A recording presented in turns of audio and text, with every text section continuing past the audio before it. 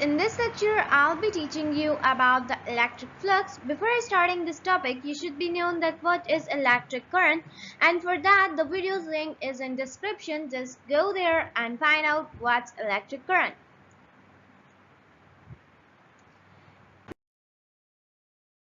Flux.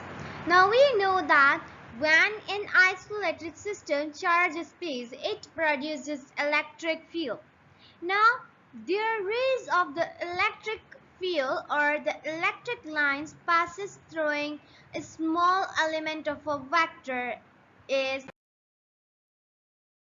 called electric flux.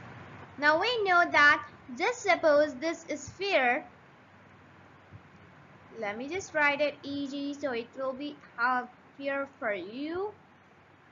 Now just suppose that this is a sphere with area A, and we know that the area is a scalar quantity. Now just suppose that the electric lines are passing through a small piece of this sphere, and that small piece is called patch. Now when these lines are passing through the patch, we should be known that the force applied here can be the push or whether the pull. So the direction of the force can be upwards or downwards. So in this condition it becomes vector. Now let's derive its formula. A multiplied by delta E multiplied by delta A means the electric lines or electric field passes through a small unit of area. Now we know that here E is equal to F upon Q, force per charge.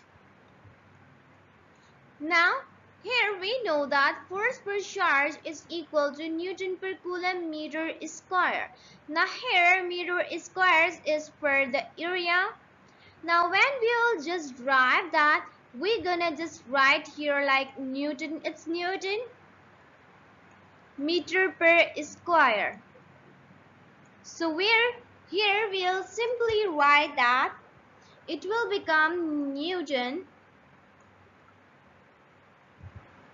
meter and meter.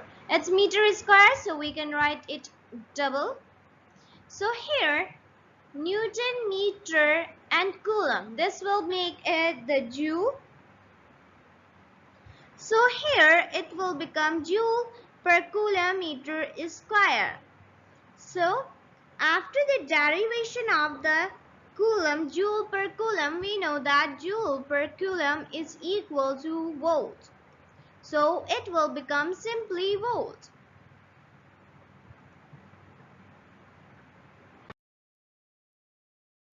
Now there are some key points for you guys to make it easier to learn all the important points.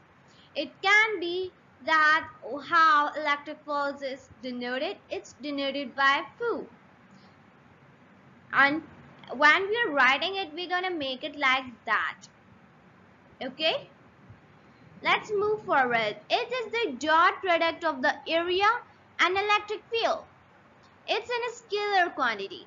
Now here, electric flux individually is in a scalar quantity, but when we are talking about the small unit or patch, so it will become vector quantity. Its unit can be Newton per Coulomb meter square as well as mole per meter.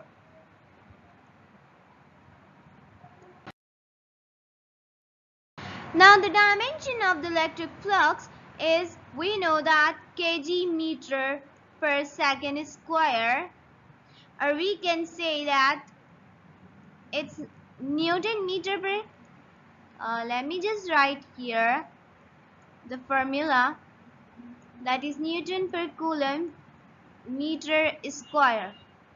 So here Newton is equal to kg meter per second square. Now here m square is denoted for here, and ampere per second is for the coulomb. So when we'll derive this all, it will become ml3, t minus 3, a minus 1. Now here we have written a because it's in the fundamental quantities. Now let's talk about the angles of that. When their angle of the electric currents are just coming here and this is the patch, so the angle here would be 90 degree. So the electric flux here would be maximum, and where it is coming like this and the patch is like that, so it is 0 degree, and at that time the electric flux is maximum when the degree is equal to 265, or we can say that it's in the third quadrant. Now here third quadrant means it starts from the 180 to the 270. So when it lies in the third quadrant, its magnitude, or we can say that its angle, is negative.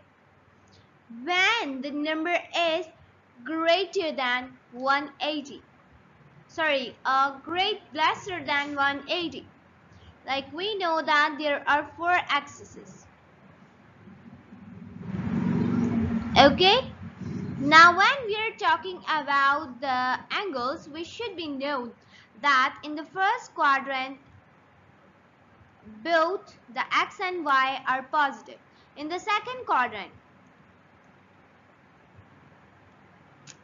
x is negative. Let me just write it clearly. X is negative and y is positive. In the third quadrant, both are negative. In the fourth quadrant, x is positive and y is negative.